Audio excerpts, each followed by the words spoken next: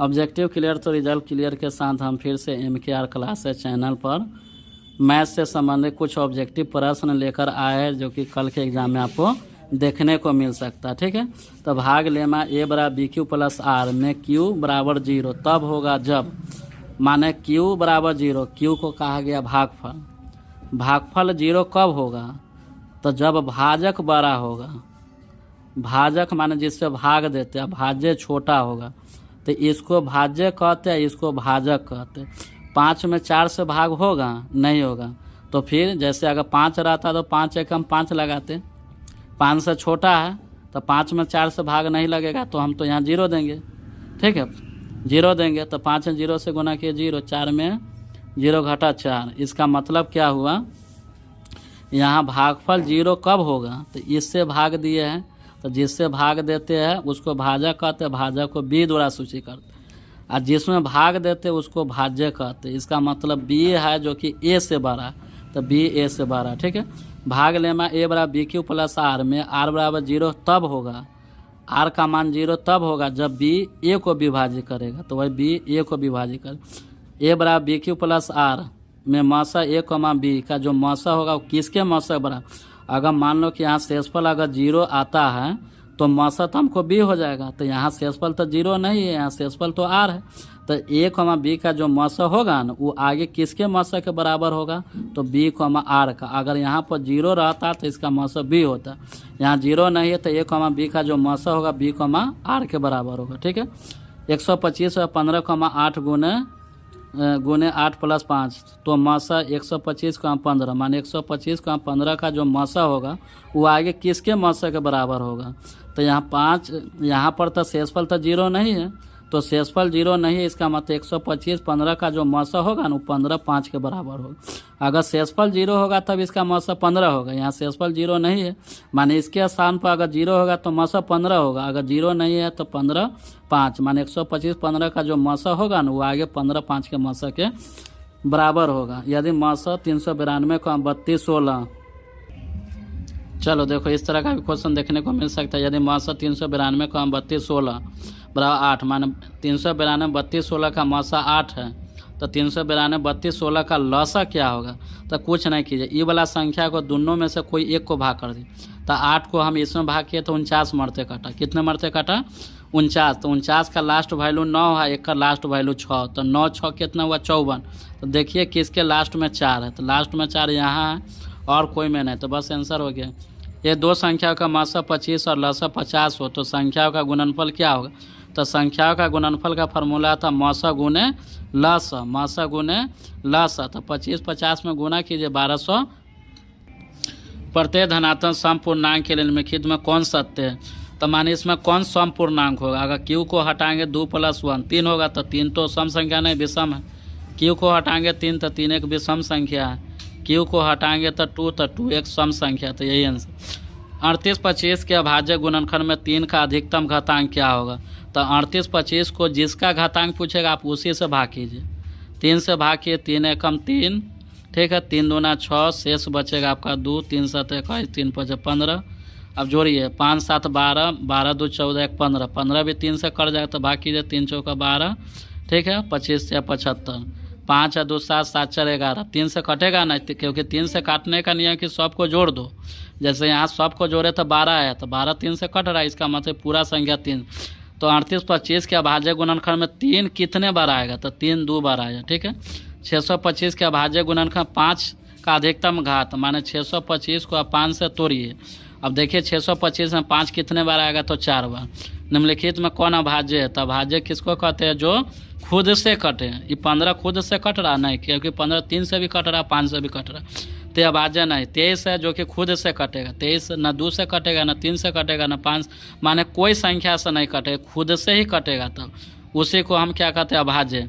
और सबसे छोटी अभाज्य संख्या कौन होता है? 2, ठीक है। अब पूछेगा कि सबसे छोटी समअभाज्य संख्या कौन होता है? तो 2 ये होता। सबसे छोटी विषम अभाज्य संख्या कौन होता है? 3। तो सबसे छोटी अभाज्य संख्या 2, सबसे छोटी समअभाज्य संख्या 2, सबसे छोटी विषम अभाज्य संख्या 3। ए और बी स्वभाज्य कहलाते यदि म से 1, बी, माने स्वभाज्य संख्या का म से क्या होता है 1। हमको ए दे, बी दे, 5 दे, 10 दे, उससे मतलब यहाँ पूछ क्या रहा है स्वभाज्य, तो स्वभाज्य संख्या का म से 1 होता है। सिर्फ सम संख्या का म से 2 होता है। सम संख्या का पूछेगा तो म से 2, बाकी सब का म से 1 होता है। ठीक है, कौन सा युग्म स्वभाज्य था, अगर युग्म के रूप में दिया हुआ रहेगा कौन स्वभाज्य, तो इसका मतलब होता है जो किसी से न कटे, तो उसी को हम स्वभाज्य कहेंगे। 15 20 तो कट जाएगा 5 से, 13 52 भी कट जाएगा, 13 चौका 52, 21 84 भी कट जाएगा, 7 से भी कटेगा दोनों, 3 से भी कटेगा, 21 से, 21 चौका 84, तो तीनों ये संख्या तो कट रहा है। 9 16 कटेगा कोई के पारा में, तो 9 16 कोई के पारा में नहीं जाएगा, तो उसी संख्या को हम क्या कहेंगे स्वभाज्य। निम्नलिखित परमेय संख्या किसका दशम प्रसार अशांत होगा, तो अशांत होगा, तो इसका मतलब शांत कब होता है, जिसके बटा में 2 हो वो भी शांत होगा, जिसके बटा में 5 हो वो भी शांत होगा। अगर बटा में 2 5 के अलावा 2 5 भी हो तभी शांत हो, 2 होगा तभी शांत, 5 होगा तभी शांत, 2 5 भी होगा तभी शांत होगा। अगर 2 5 के अलावा कोई संख्या आ जाए, माने 2 5 के अलावा 3 आ जाए, तो वो संख्या शांत होगा। तो यहाँ बटा में 2 5 है, शांत होगा। 40 को तोड़िएगा तो इसमें 2 और 5 ही आएगा। ठीक है, तो ये भी संख्या आपको शांत होगा। अशांत पूछ रहा है। 160 को तोड़िएगा तो इसमें नीचे वाला का तोड़िएगा। ठीक है, तो ये आपका भी आपका शांत होगा, तो ये बच गया आपको अशांत। निम्नलिखित में कौन शांत दशमलव परिवर्तन है, माने कौन शांत दशमलव होगा, शांत में चुनना है। तो बटा में 7 है, तो हम पढ़े कि जिसका बटा में 2 हो, 5 हो या 2 5 भी हो तो उस संख्या शांत हो गए। बटा में ना 2 है ना 5 है, 7 है, तो यह शांत हो गया। 15 को तोड़िएगा तो 3 5 15, नीचे को तोड़ना, पहले ऊपर नीचे काट लेना। ठीक है, कट रहा है तो काट लेना, तो 3 5 तो ये आपका अशांत होगा। 22 को तोड़िएगा तो 2 गुने 11, तो यहाँ 11 आ गया, तो ये भी अशांत होगा। तो जो बचा सो आंसर। 0.105 का पी बटा 2 के पावर n गुने 5 के पावर n रूप निम्नलिखित में कौन होगा, माने 0.105 को तोड़ना है। ठीक है, तो देखिए 0.105 को तोड़ेंगे तो यहाँ पर देखिए दशमलव के बाद पहले जो अंक है वो लिख लीजिए।